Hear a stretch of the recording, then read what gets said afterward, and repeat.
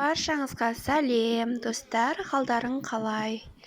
Достар, мен бүгін сіздерге чебурекиге арналған идеальный тесто өте керемет болып шығатын чебурекиіміз өте әдемі болып, сондай әдемі пузырькимен өте әдемі болып шығатын чебурекидің қамырының жасалу жолын және де жусаймен өте дәмді чебурекиді қалай жасау керектігін осы видеода толық көрсететін боламын. Описаниеге рецепттің толық мөлшерлерімен жазып кететін боламын. Достар, мені қолдап, лайк басып, комментарий жазып жатқандарыңызға өте көп рахмет.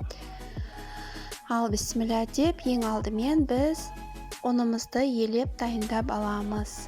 Содан соң бізге керек қайнаған су, тұз және өсімдік майы.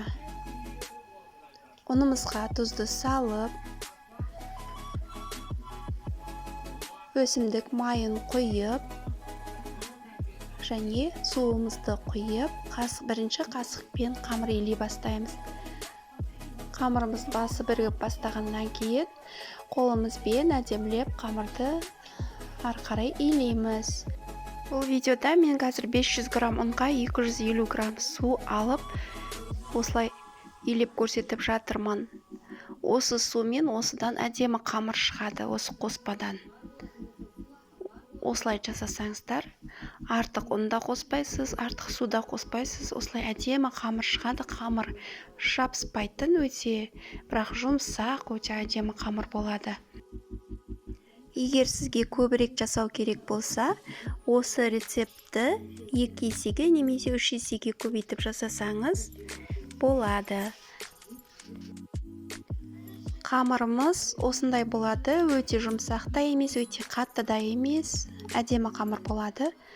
Қамырымызды илеп болғаннан кейін, сразу кішкентай бөлшектерге бөліп, демалтырып, пакет жауып, немесе бетін жауып, демалтырып қоямыз. Содан соң салмасын дайындаймыз. Салмасына бізге жусайды жақсылап жуып аламыз, және 2 жұмыртқа қажет болады.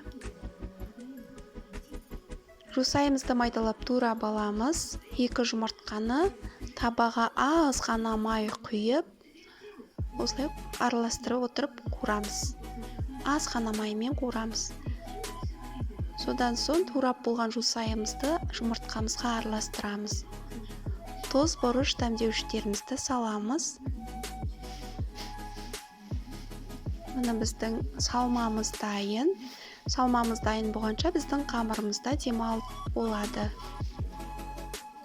Содан соң қамырымызды шетінен алып, жұқалап жаятын боламыз. Оның ештеңенің қажеті жоқ, өзі жабыспайды, өзі әдемі жайылады.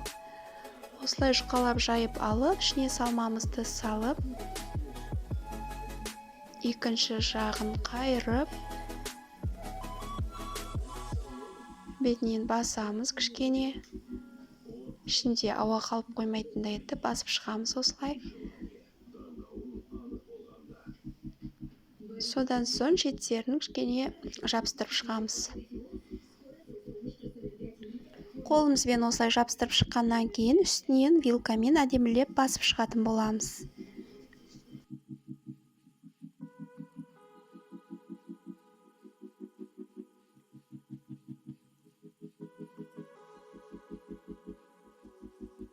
Тағы да көрсетіп кетейін, осылай жұқалап жайып аламыз.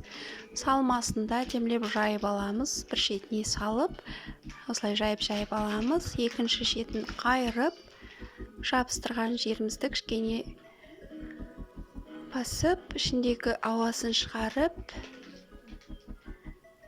вилкамен жиегін басып шығамыз.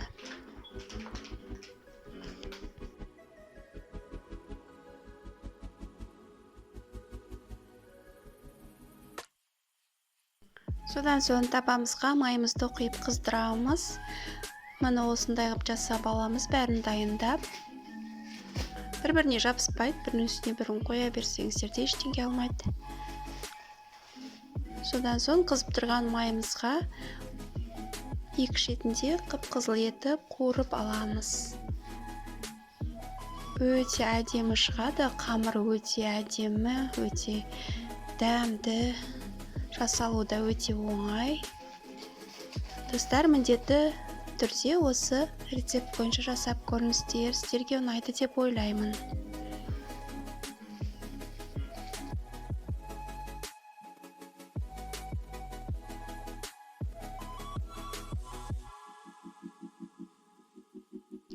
Міне біздің чебурекиіміз де дайын болды. Өте әдемі, қамыры қытырлақ, жұқа, дәмді, осындай әдемі точка-точка болып шығады. Достар, видео ұнаса лайк басып, комментарий жазып кетейік, достарыңызбен бөлісейік. Мені қолдап жатқандарыңызға өте көп рахмет.